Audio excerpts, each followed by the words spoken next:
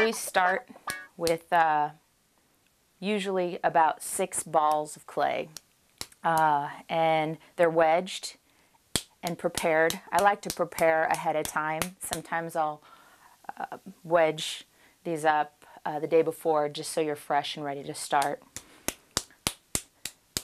So I'm going to be slapping it in my hands so that I'm rounding the base and turning the clay as I'm picking it up. And notice that they are conical, slightly rounded on the bottom. I'm just going to wet my wheel a little bit.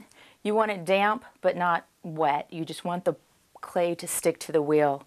So you can throw the clay as close to center as possible, and you can tell that by the concentric rings of your wheel. If your wheel has concentric lines to guide you, that's a little easier. But the next step, I'm just going to get the wheel going very, very slow and pat the clay with my hand cupped. Right about, I don't know, 1, 2 o'clock. I'm often going to make references to a clock. So this is 12 o'clock, 6 o'clock, 3, 9, everything in between. So I'm going to pat the clay with the wheel going very slowly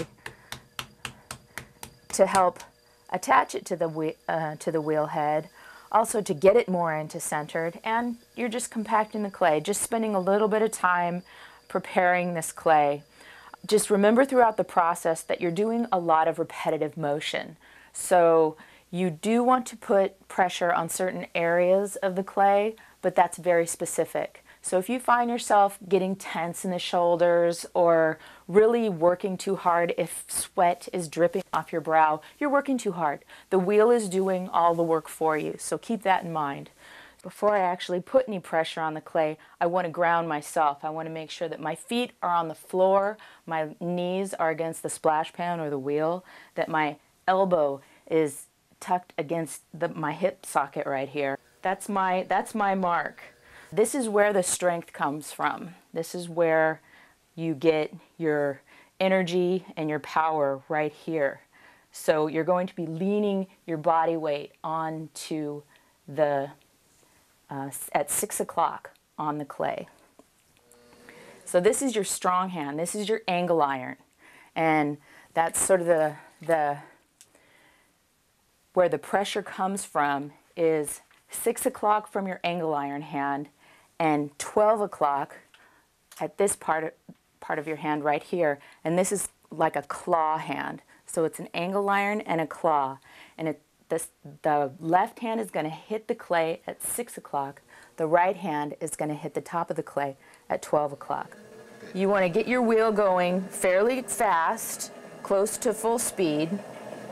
Brace yourself and wet your hands. I don't use a lot of water, and make sure you're close enough to your wheel.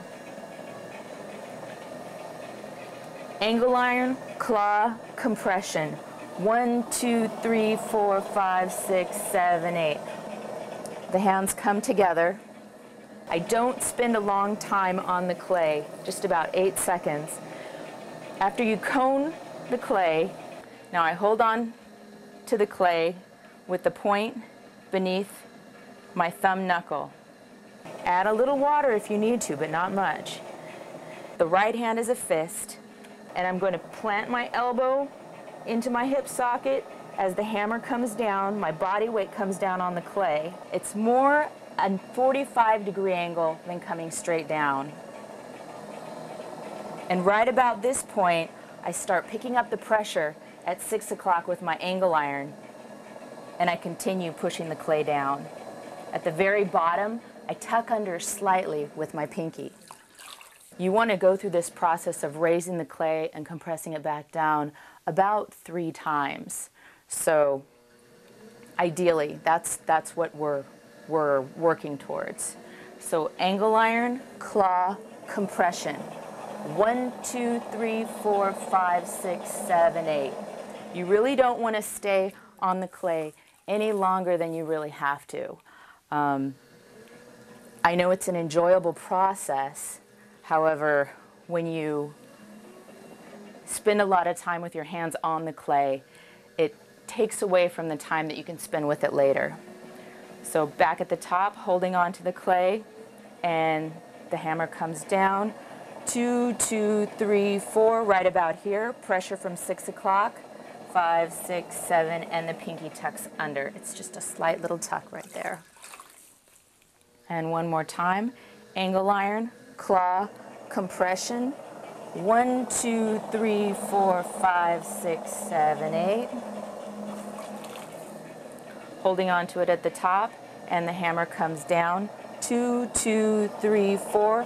Pressure at 6 o'clock. 5, 6, 7, and the pinky tucks under. All right, so now that the clay is centered, you're ready to move on to the next step.